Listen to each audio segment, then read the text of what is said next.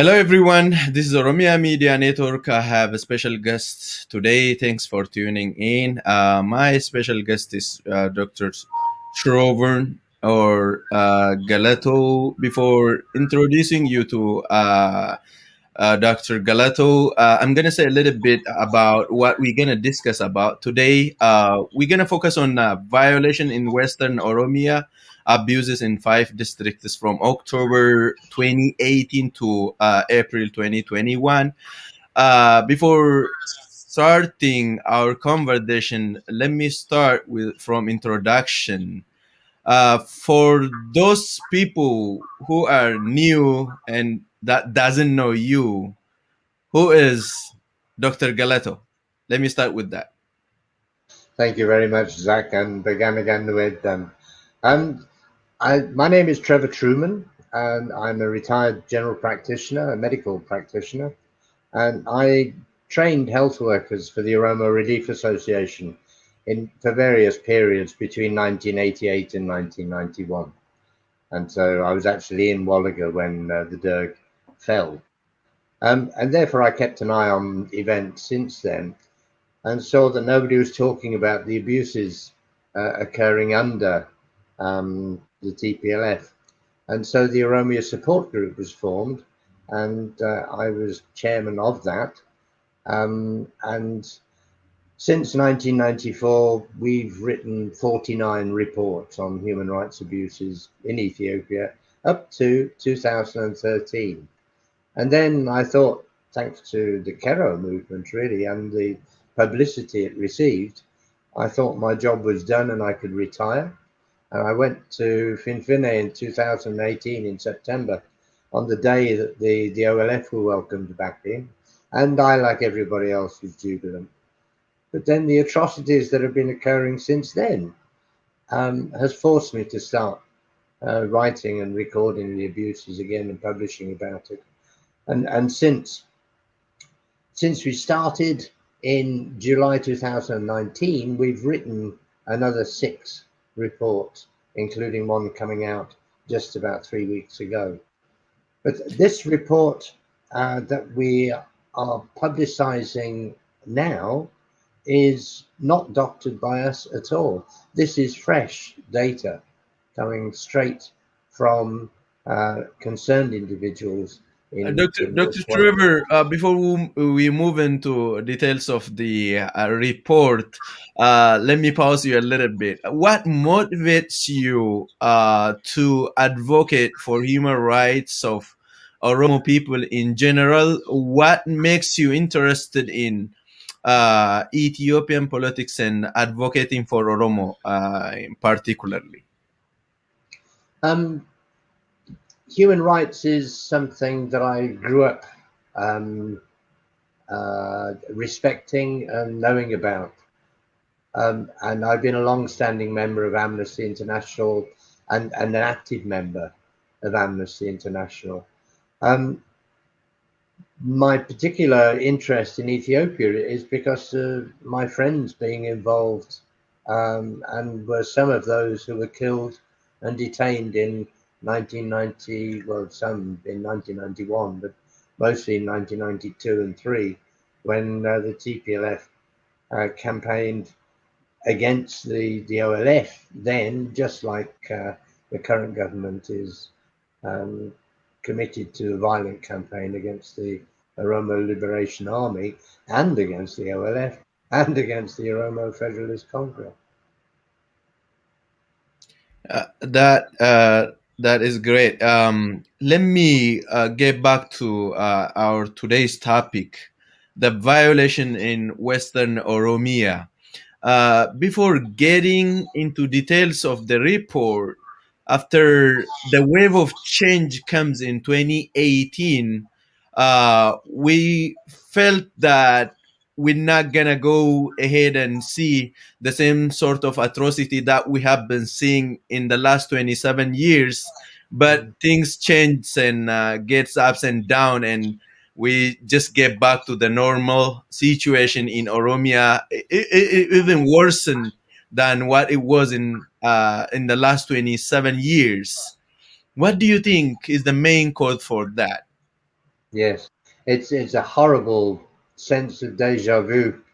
I was horrified with how things fell apart in 1992, and I really had a genuine belief that things were going to get better after the optimism expressed in 2018, especially with the legalization of the OLF and their being invited back into FinFine. That was a marvelous moment for me. It was lovely, and I felt as though, oh, good job done. And in fact, I wrote my biography. I wrote out the human rights stuff. I said I was going to concentrate on conservation work now. But then, as you say, things deteriorated straight away because Abiy Ahmed's a very unstable man. He's narcissistic and promised everything to everybody.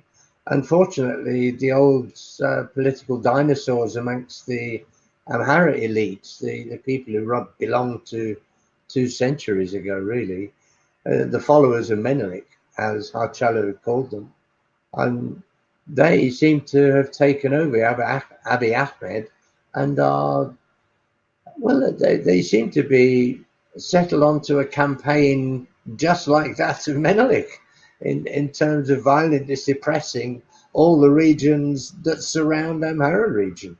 It's a horrific thing to behold.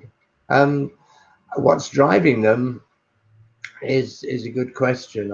I think basically underneath it all is racism, just similar to that I inherited from my government when I was brought up in the 50s with our attitude to the colonies. Everybody felt that being white meant that you were superior to the people in the colonies, and that's exactly how I think Amhara people feel about other people in Ethiopia. Okay, to start with the report you guys made recently, why detention, torture, killing, and a lot of human right abuses in Western Oromia, even after the wave of the change, the people of Walaga were expecting that they're gonna breathe after a long period of time because they were one of the main target even during era of TPLF, and Abiy is repeating the same atrocity in that area. Why this area is focused, why they get targeted. I know all Oromia is under attack by Abiy Ahmed government, but it started earlier than any place in Ethiopia and Western Oromia. Why, Dr. Trover? That's correct. The first killings we recorded were in October of 2018, Jimma University students, and then quickly it unfolded in the West and the East. And I should emphasize that this is not an Oromia support group report. We have independently verified um, the atrocities recorded in this report in really meticulous detail. We've used our own contacts to verify the information and also contacts that were supplied originally with the report that we received. But we've published this as it was, apart from the dates being changed and those contacts removed. So this is not a publication by the Oromia Support Group. I must emphasize this is by local human rights defenders in 5 districts in West Wallaga. Um, why the atrocities are so bad there is mainly because the support for the Oromo Liberation Front was very strong in West Wallaga and also Kelen, Wallaga.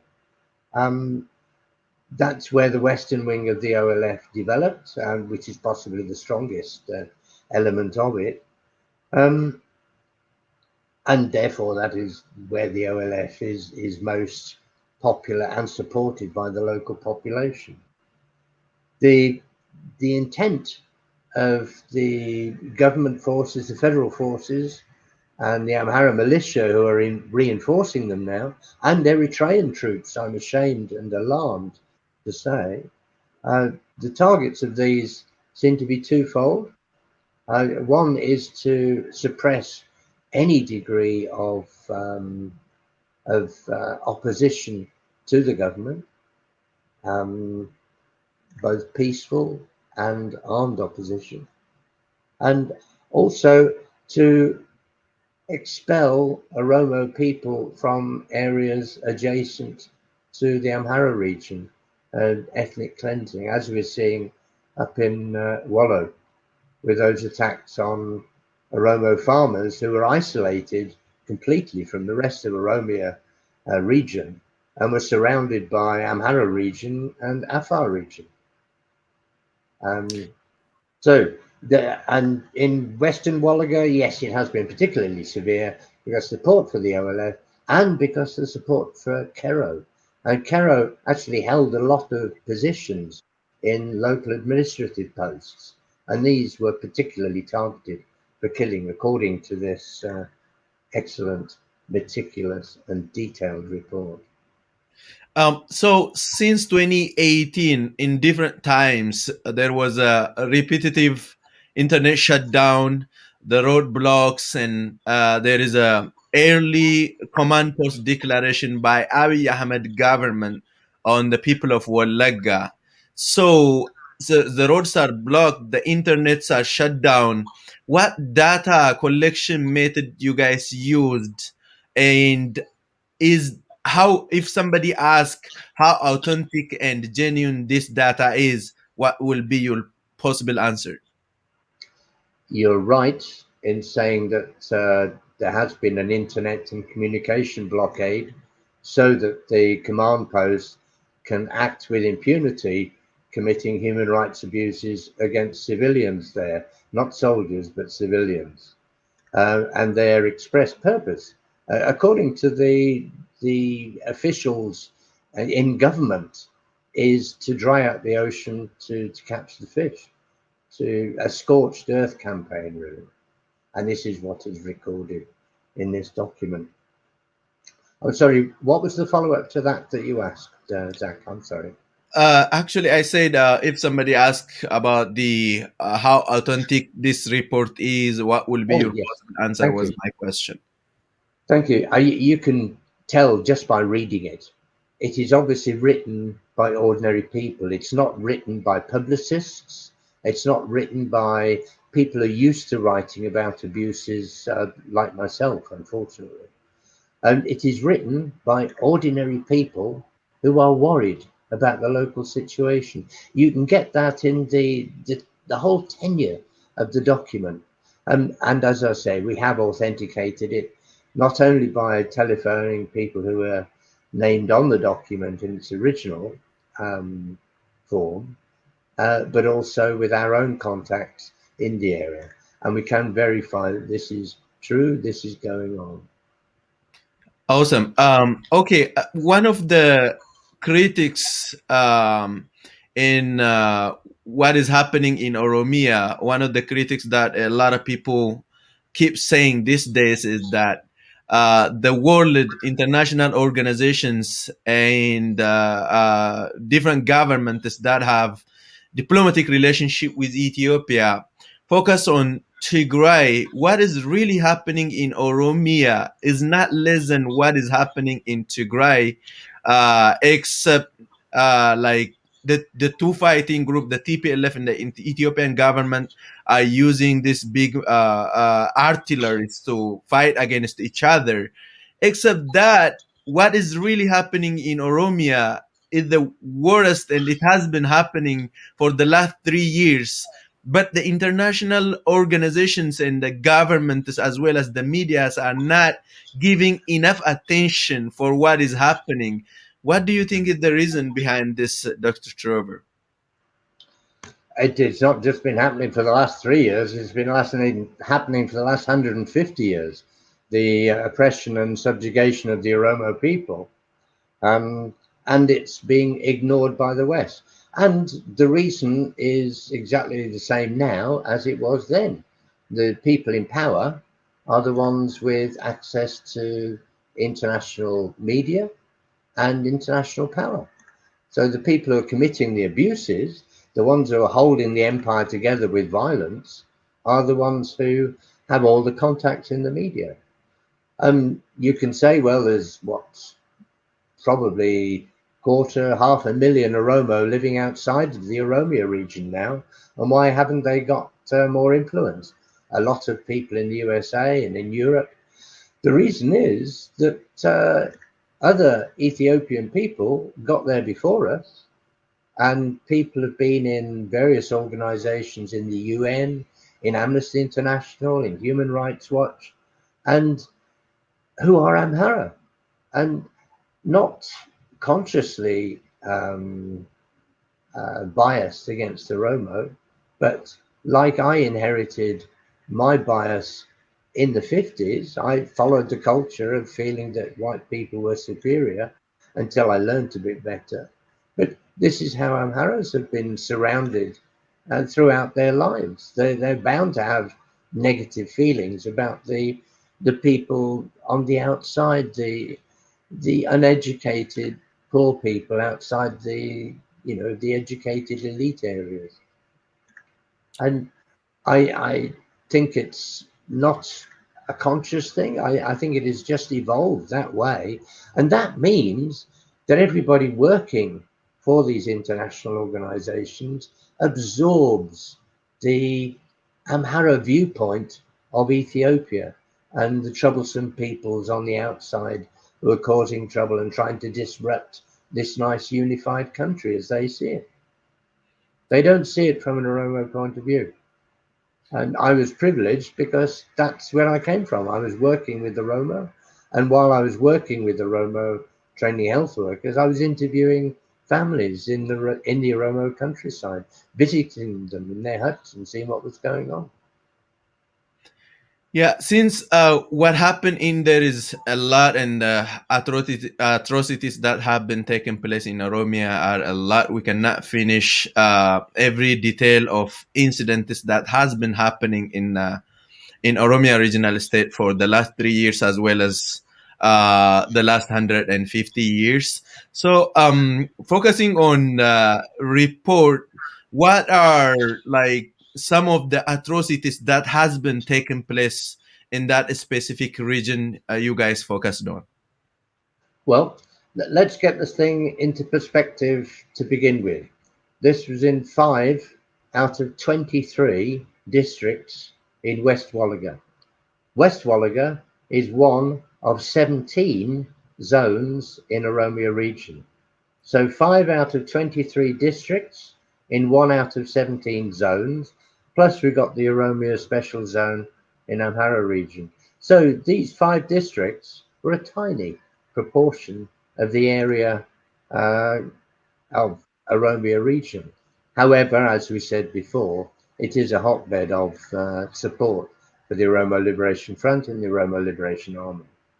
So we can expect this heavy-handed government to come down on the civilians around there. And this is exactly what's happened. Just in these 5 districts alone, 127 people killed in the 2.5 years of Abiy Ahmed, 79 in Guliso district alone. 7 of these specifically were named as being taken out of prison and executed. 27 more were killed who were unnamed, reported right at the end of the document as the killings accelerated in April. And 42 were wounded, including a judge, a 3-year-old, and a 13-year-old. 65 properties burnt down, and at least another 60 or so burnt down in areas that they weren't able to get to as they went to press. This is a scorched earth policy, worse than anything we saw under the TPLF, and worse than anything we saw under the DERG. Great.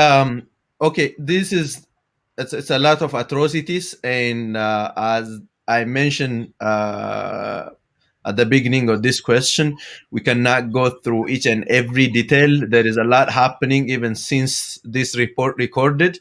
Uh, the question I asked first, lack of attention is one of the biggest issue in human rights atrocities happening in Oromia. What you and your organization doing in working with international human rights organizations, medias and reaching out to different stakeholders to tell them to include these atrocities in their yearly or in their 6 months reports of human rights abuses in Ethiopia? Well, like you, we are doing our best to bring these atrocities to the attention of our government, my government, the host government of Oroma refugees in the UK, your host government in America, all the Oroma refugees there, and other countries in Europe and across the planet. Um, I'm sorry, I forgot what the question was now.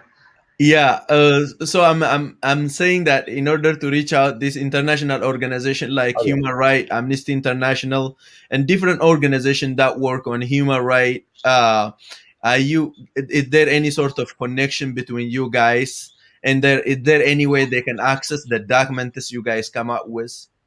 Yes, don't worry. They have been sent to our contacts officially within Amnesty International and Human Rights Watch, and also unofficially through other channels to people in Amnesty International.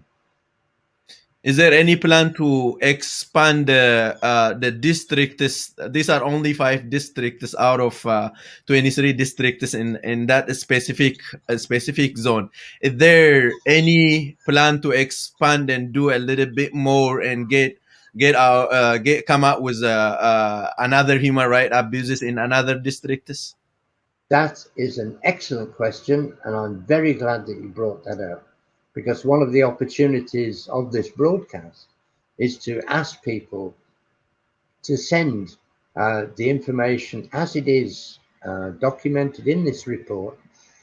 It doesn't have to be as well organized as this report. This is very, very well organized. The whole information in this report, which is why we've decided to publicize it as it is, because it's obviously so genuine. You read the whole thing, and it is very intelligible. But it doesn't have to be as wonderfully presented as this report. But we would encourage people to use any means possible to get information to us at the Oromia Support Group or through any of your friends, relatives in the diaspora. They will have our contact details. Our contact details are OSG at talktalk.net and plus 441684573722. There you are. Great. What is the effect of these atrocities on local community in terms of economy, how they are doing, and its social interaction? As I heard, since the command post declaration on that area, communities there is no means of transportation from one zone, from one district to another district. There is a shortage of basic necessities in the area. Is there any sort of information like this you guys included in the report? Yes, and these brave human rights defenders in those 5 districts have recorded exactly that. They've not only recorded direct theft of property and confiscation of property, slaughtering one poor chap's single ox that he owned. Another chap lost 15 cattle by force. This sort of direct confiscation of resources and burning crops and burning property, of course. But not only that, it's a disruption to life. There's a curfew after 6 o'clock, and the local leader, Sajin Ebro Hussein, he's the commander in chief of the command post there. He said, "I will kill you if you're abroad after 6 o'clock at night." He said, "Families of Kero will have their houses burnt down." This is People cannot go and tend their coffee farms.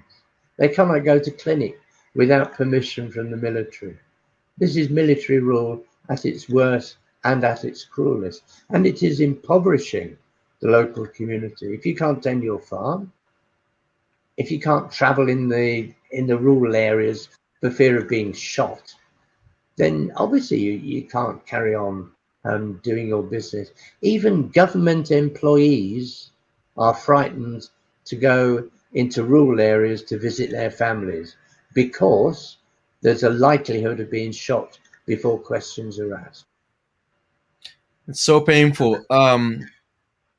The final question I have for you is, so there is atrocities in every corner of Oromia. There is a killing, a torture, the closure of the opposition political party's office, the arrest of the opposition political figures, all sort of atrocities that has been happening in Oromia for the last 3 years, as well as the last 100 and something years in Oromia.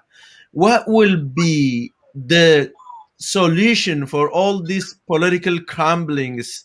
What will be it the election? Abiy trying to he's saying that he's gonna conduct election in a less than months and a half after arresting opposition political parties, closing their offices, and there is no any distant political voice in Oromia specifically. So what will be solution? What will be solution for all these atrocities? Is there any sort of suggestion you guys come up with this document?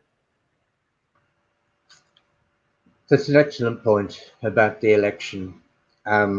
Obviously, the election cannot be valid if you've locked up the opposition members and closed all their party offices and closed the media that would talk about them.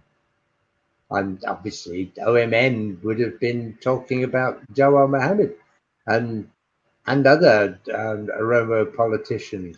And obviously, an election would do nothing but harm, and it would possibly convince Abiy Ahmed he's sufficiently deluded. It would possibly convince him that he had a legitimate mandate to carry on his impersonation, of becoming Menelik III. Um, but the international community will not be fooled.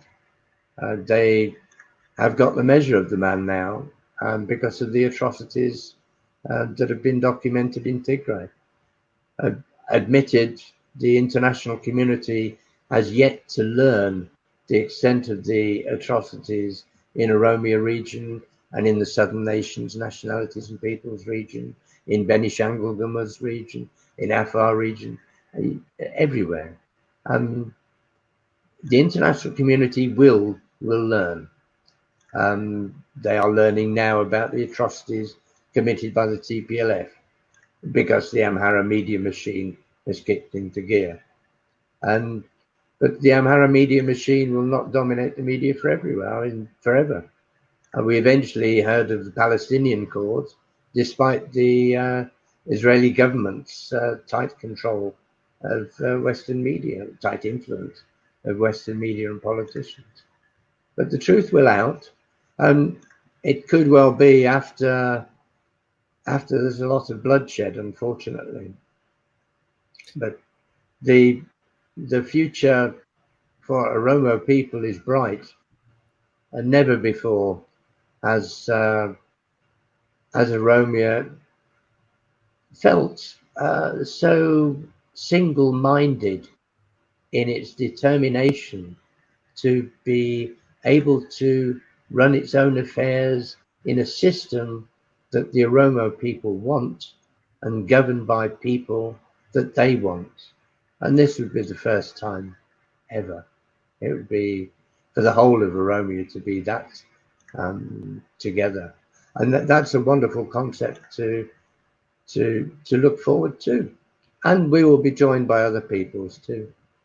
The only people left out in the cold, if things keep going like they are now, the only people who will be left out in the cold will be the belligerents who want to make an empire out of who could be their friends. Great. I have done. Uh, I'm done with my questions. If you have anything left over, if you want to say anything any comment, suggestion, or if you feel like there is something you want to say, the floor is yours. Oh gosh, that's an honor and an opportunity. Um, I would make a serious plea for not ethnic stereotyping. I've heard so many times, oh, you can't talk to this group, they will say this, or you can't talk to that group, they will say this. People are not just Oromo, Amhara, they are Trevor, they are Zach. Everybody's individual. And if we treat people as individuals and talk to them and respect them as individuals, then there may be a way forward. But if we're just standing shouting at each other, throwing mud at each other, and God, killing each other, then we won't get anywhere. When the ashes are cooling down and the the killing has stopped, we'll still have to talk to each other. So why not do it before? And try and persuade Amhara people that they've got nothing to fear from the Oromo. All we want is equality and justice. We don't want to dominate anybody else. Don't believe your media. It should be our message to them. We're we are people like you who want peace. That's my message. Great, Dr. Trevor. Thanks for taking your previous time to have conversation with me about atrocities happening in West Oromia in particular, as well as to give your comment in overall political situation of Ethiopia. I would like to say thank you so much.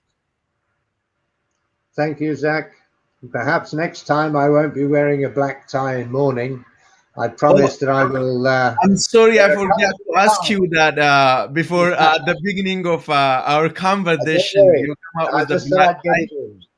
I just thought I would get it in. I intend to wear a black tie in public until the Oromo people have a just voice in their affairs. So thank you. Thank you so much, Dr. Trevor. Everyone, we have done with the conversation. I have done with the conversation with Dr. Trevor, and I will come up with another guest in another time. Thanks for tuning in and listening to us, and have a great time with another Oromia Media Network programs.